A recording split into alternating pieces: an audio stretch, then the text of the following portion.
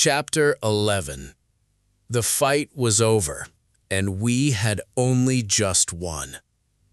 I lay on my back in the corrupted forest, gasping for air as my stone body slowly healed. Only a tiny sliver of health was left. Rocco lay nearby, his rocky body covered in deep cracks from the fight. Between us, Fizzlewick floated beside his heavy gravestone. I didn't even have to look at him. I could feel him judging me. I looked up at the dark, twisted trees and the tall spire that loomed over us. We had stopped the boss, but we still had to deal with clearing the corruption from the spire. A soft chime broke the silence. The loot shard from the boss had been collected. A grin spread across my face.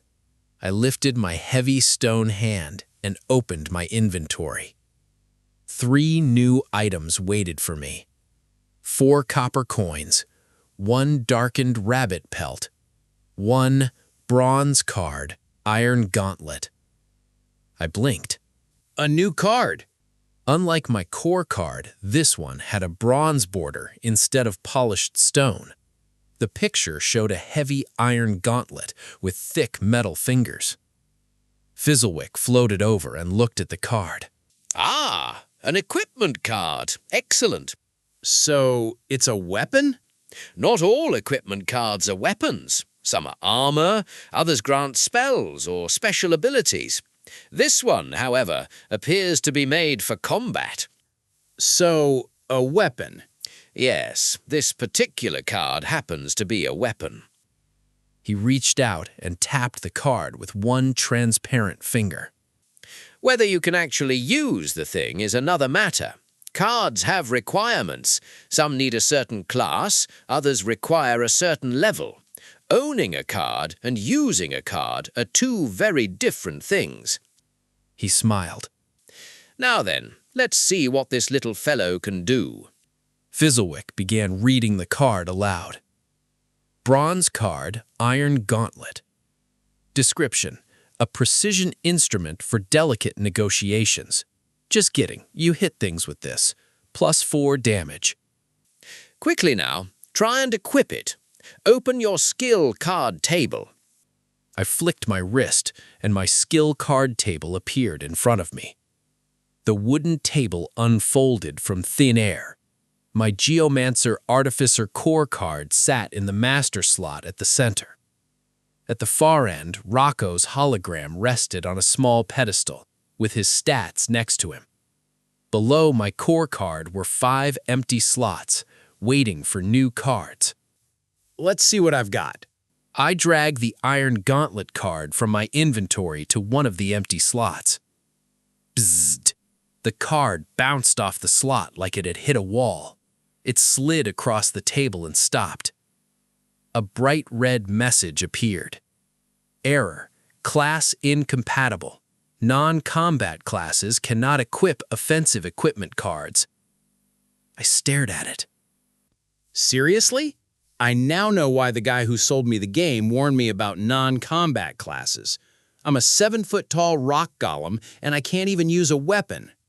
Fizzlewick floated around the table. I'm afraid that's correct. You are a Geomancer Artificer. Artificers build things. They create. They are not meant to charge into battle. And a Geomancer, well, I imagine stone will play a big part in your future. He pointed his ruler at Rocco. For now, your companion is your weapon. A commander leads the battle. A commander does not need to swing the sword. I looked down at my stone fists. In every game I had ever played, I was the first one into the fight. I charged in and hit things. That was what I was good at. But this wasn't just another game. This was Kurt's game. Kurt's guild didn't need another fighter. They already had people who could stand on the front line. They needed something to hold it all together. I nodded. Kurt's guild needs support characters, not another fighter. Fizzlewick raised an eyebrow. So you're giving up on smashing things? I shook my head. Sometimes a father doesn't always get to be what he wants. He has to be what his son needs. Fizzlewick was quiet for a moment. Well, I think that's rather noble. Then his smile came back. And besides, you've only been here a few hours. Don't give up before you've learned what your class can really do. We all have to play the cards we're dealt. I looked down at the Iron Gauntlet card. Then I looked at Rocco's hologram. A single empty slot sat beneath his name. A smile spread across my face. Let's try that instead. I dragged the Iron Gauntlet card onto Rocco's empty slot. Click. Dust swirled around Rocco's right arm as a heavy iron gauntlet appeared over his fist. It worked. Rocco's damage increased from 2 to 6. Rocco lifted his new gauntlet and slowly opened and closed the metal fingers. The iron caught the light as the joints scraped together with a soft metallic rasp. Then, the ground began to shake. A bright white light burst from the corrupted spire. I threw an arm over my face as the light filled the forest.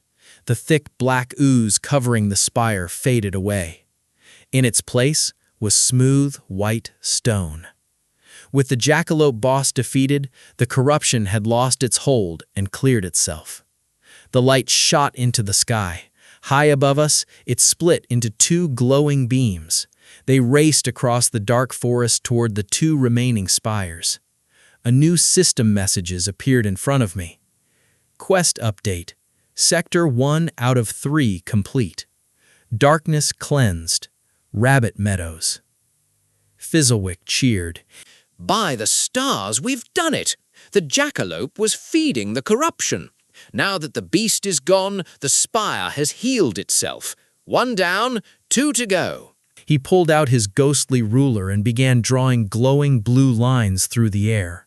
What are you doing? Restoring the connection, my good fellow. The spire can finally send and receive mana again, which means I can finish your reward. The glowing lines folded together into a ball of light. Fizzlewick grabbed it with both hands and squeezed. Pop! When he opened his hand, he was holding a bronze card. There we are. Payment just as promised. He tossed me the card. Bronze card. Map. Description. Reveals local terrain and active spires. I turned the card over. Can bronze cards level up? Fizzlewick smiled as he cleaned his ghostly glasses. If you keep cleansing spires, you may find the answer. The world rarely gives away its secrets for free. He tapped my skill card table with his ruler. Place the map card in the master slot. The table will show you much more than the card alone. I did what Fizzlewick said and swapped the cards. An old parchment map rolled out across my skill card table. The map showed the whole area from above. It was a big circle split into 3 sections. The old starter village and the mountain sat in the middle. The rabbit meadows, where we had just beaten the boss, was now clear. I could see the forest, the rolling hills, and the rest of the land. Everything beyond Rabbit Meadows was hidden by thick gray fog. 2 glowing red markers pulsed inside the fog, showing where the other 2 spires were. 3 gates stood around the edge of the map, each marked with a glowing exit. One was just north of Rabbit Meadows, close enough to reach without much trouble. I traced the path with my granite finger. We could just leave. I stared at the exit gate on the map. If I left now, I wouldn't be walking away empty-handed. I had grown stronger. Rocco was fighting by my side.